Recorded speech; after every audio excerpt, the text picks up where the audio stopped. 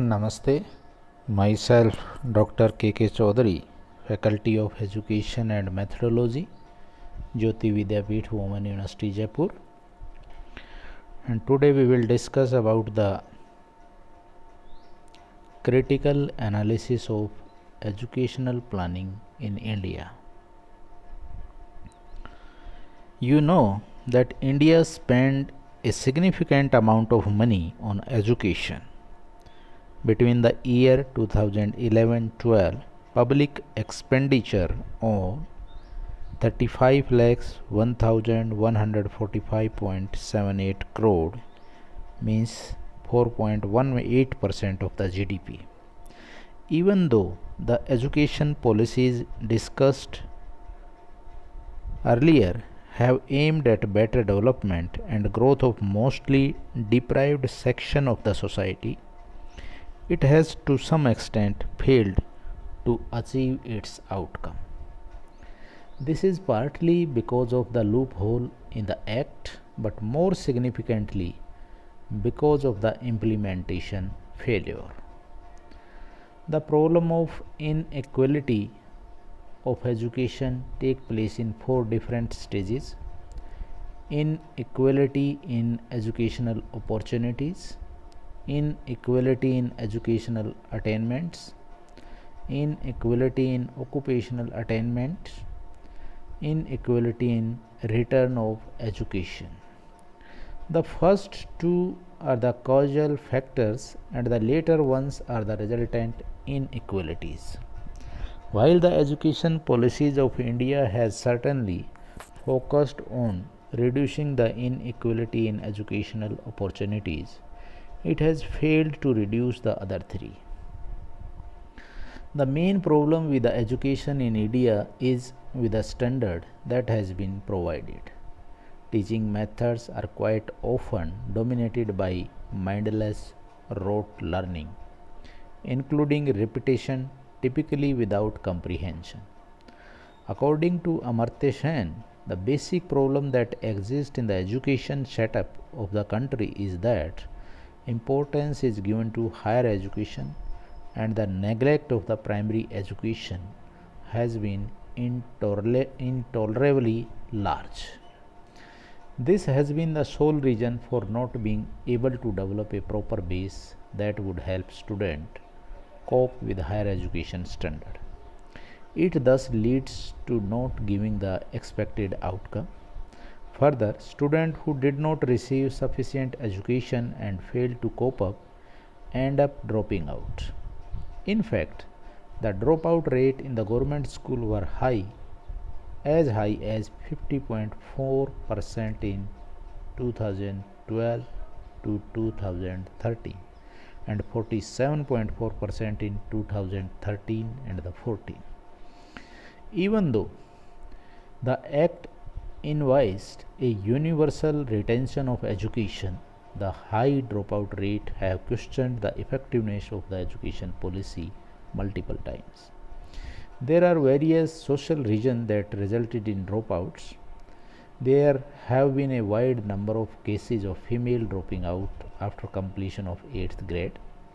This is mostly noticed in the rural areas where the social norms are such which compel the girl child to drop out in order to get them married. Furthermore, after receiving basic education, parents from the poor background feel that the student do not need further education and put them to child labor. It is noticed that further educational level has a significant impact on child education, and the impact is almost equal among both the backward and the non-backward castes. Moreover, the dropout rates for the students coming from the reserved category is more as compared to general categories. This shows the inequality between various communities while availing education. Due to this disparity, various communities are bound to fail in developing themselves.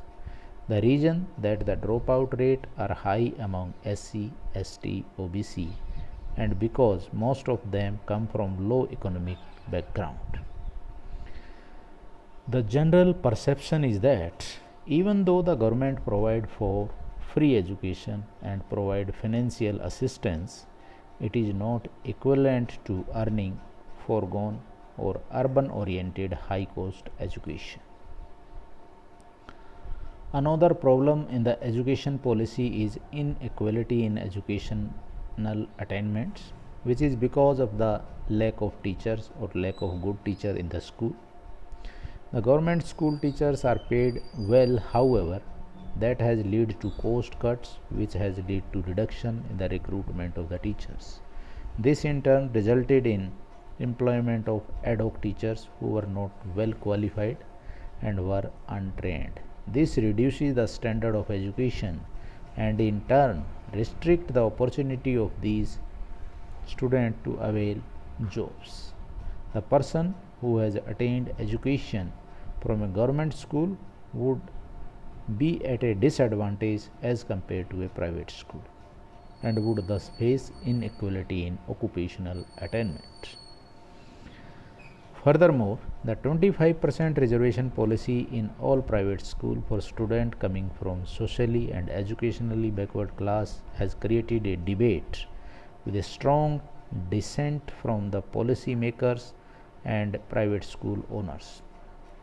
The repercussion of the move is said to be disastrous as it would create financial constraint on the school or create financial burden on the parents sending their children to private schools.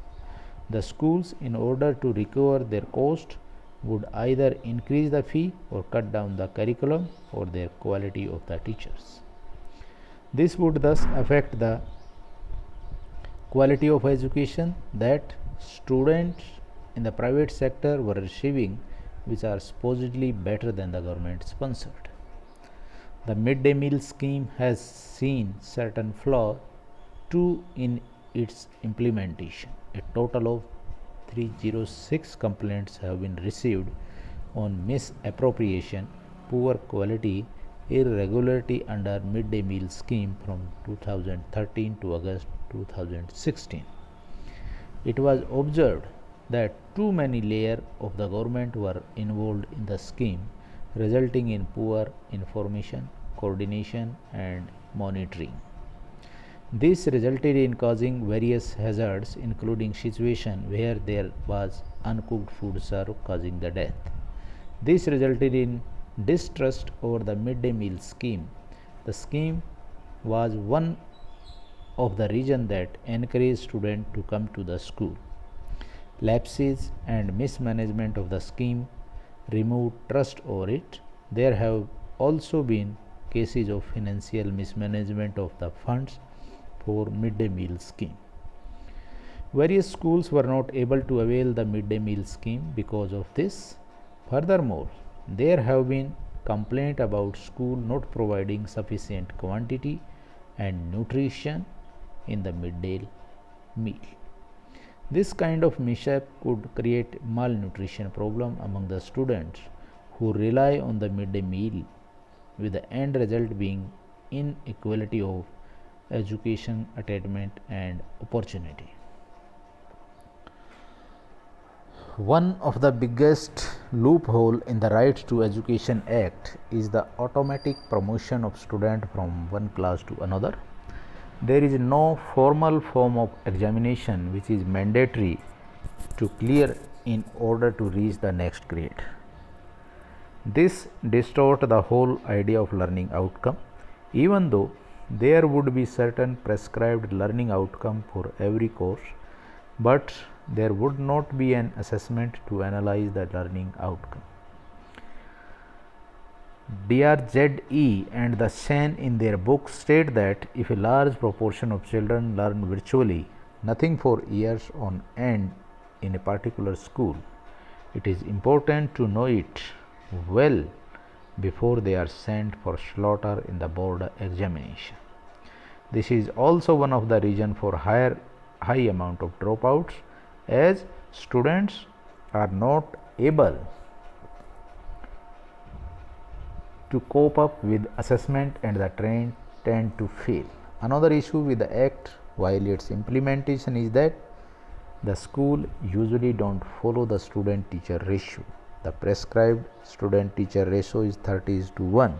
However, the government school usually have a high student teacher ratio ranging up to 60:1. This also hamper the quality of education and affects outcome. This is all about the critical analysis of the educational planning. What are the shortcomings, what are the loopholes. Hope you understand the topic.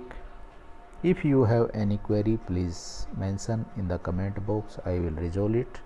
This session is powered by digital version 2.0 Jyoti Vidyapeeth Women University Jaipur.